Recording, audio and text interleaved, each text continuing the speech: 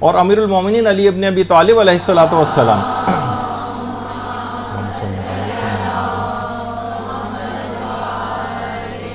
جب بھی بیت المال تقسیم کر کے خالی کرتے تھے تو 2 رکعت نماز پڑھتے تھے اور کہتے تھے اے زمین گواہ رہنا، 2 رکعت نماز پڑھنے کے بعد اے زمین گواہ رہنا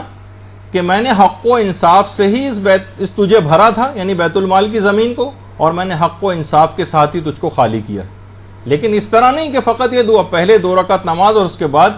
یہ جملہ کہتے تھے. اور ایک بڑی عجیب و غریب بات بے نمازی افراد کے حوالے سے ہمارے چھٹے امام جعفر صادق علیہ الصلوۃ والسلام نے فرمایا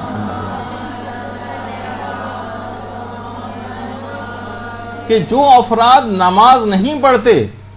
وہ نماز گزاروں کے وجود کی برکت سے زندہ ہیں اور رزق پاتے ہیں. یہ مت سوچیں یہ لوگ کہ یہ انہوں نے نماز کو اگر قضا کیا ہوا ہے اور یہ جو نماز چھوڑ کے انہوں نے بڑے بزنس حاصل کر لیا ہے اور نماز چھوڑ کے یہ بڑے جو ہے ترقی کے منازل طے کر رہے ہیں، خوب پیسہ کما رہے ہیں. نہیں، یہ اگر کما بھی رہے ہیں، کچھ حاصل بھی ہو رہا ہے، رزق اور زندگی بھی اگر یہ پا رہے ہیں تو نماز گزاروں کی وجہ سے.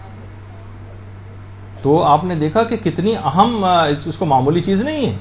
اور یہاں تک چھٹے امام نے یہ جملہ بھی ارشاد فرمایا کہ اگر تمام شیعہ خدا نہ خواستہ نماز کو ترک کرنے میں متحد ہو جائیں اور سب کے سب تارک الصلاۃ ہو جائیں تو سب لوگ ہلاک ہو جائیں گے. یعنی مومنین جو ہمارے نماز پڑھ رہے ہیں اگر یہ اتحاد کر لیں خدا نہ خواستہ تو سارے لوگ ہلاک ہو جائیں گے، پوری دنیا ہلاک ہو جائے گی. کیونکہ نماز گزاروں ہی کی وجہ سے دنیا قائم ہے، انہی سے لوگوں، ان کے وجود کی برکت سے لوگ رزق پاتے ہیں اور زندگی بھی پاتے ہیں. اور نماز کی معرفت دیکھیے حاصل کرنا یوں بھی بہت ضروری ہے کہ خود ہمارے 5ویں امام محمد باقر علیہ الصلوۃ والسلام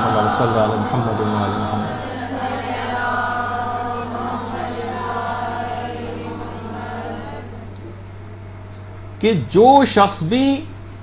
نماز اور اس کے آداب اور اس کی شرائط اور اس کے راز و حقیقت کی معرفت نہیں رکھتا وہ ہماری حقانیت کا انکار کرتا ہے.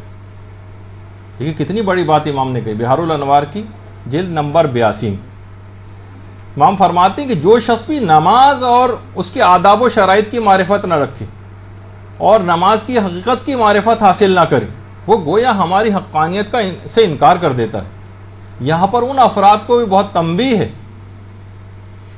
کہ وہ ماتمی حضرات، ویسے تو ہر شیعہ ماتمی ہوتا ہے لیکن میں اس ماتمی کا تذکرہ کر رہا ہوں کہ جو کہ نماز کو اپنے اوپر سے ساقط سمجھتا ہے،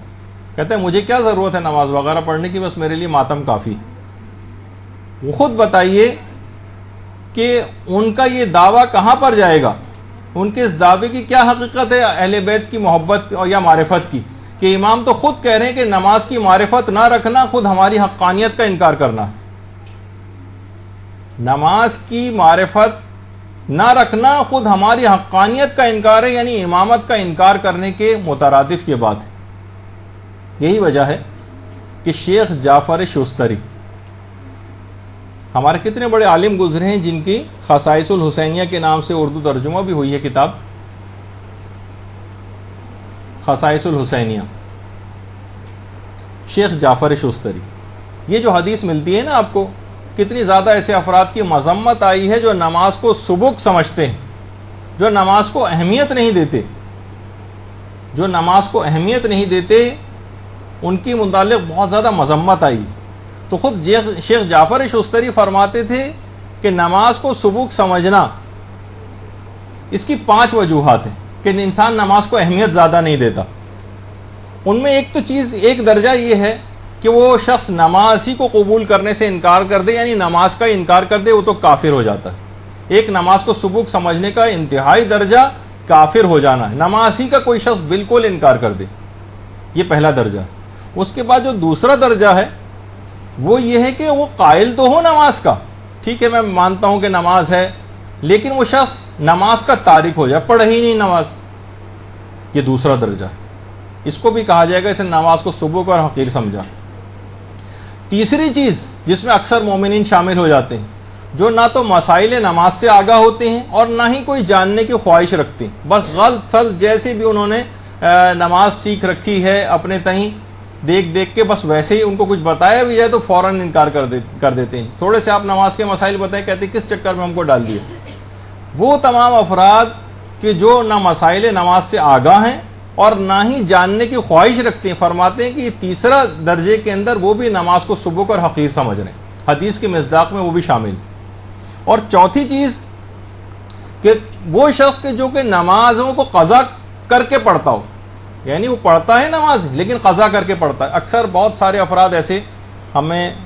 ملتے ہیں کہ جو آفیسز کے اندر نماز نہیں پڑھتے، ٹائم ہو جاتا ہے پھر گھر میں آ کے ساری نمازوں کی قضا ایک ساتھ بیٹھ کے 1 گھنٹے تک رات کے وقت پڑھتے رہتے ہیں.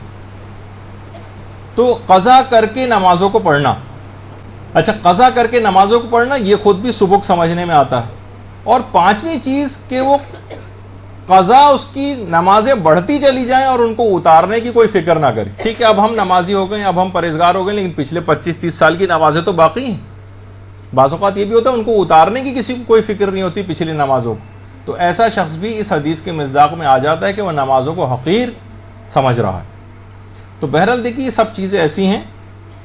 کہ خود ہمارے 5ویں امام یہ جملہ ارشاد فرماتے ہیں امیر المومنین علیہ الصلوۃ والسلام کے لیے، اللہم صلی علی محمد وعلی محمد، کہ امیر المومنین کے پاس 500 خرمے کے درخت تھے، 500، اور وہ ہر خرمے کے درخت کے پاس کھڑے ہو کر 2 رکعت نماز پڑھتے تھے. یہ کتنی ایسی دیکھیے چیزیں ہمارے پاس، اللہ کی نعمتیں ہم کو حاصل ہوتی ہیں، اللہ کی نعمتیں ہم کو حاصل ہوتی ہیں، اور ہم کبھی ان کے شکرانے کے طور پر اگر ذرا سا بھی اپنے گھر میں آپ دیکھ کے اندازہ لگائیں کسی کے پاس کوئی بھی اچھی چیز ہے کہ پروردگار نے اس کو کیسی نعمت دی، کب اس کے شکرانے کے طور پہ 2 رکعت نماز پڑھی. اور وہاں ہر 500 درخت میں ہر درخت کے پاس کھڑے ہو کر 2 رکعت نماز امیر المومنین پڑھا کرتے تھے. اور یہی وجہ ہے کہ رہبر معظم آیت اللہ خامنہی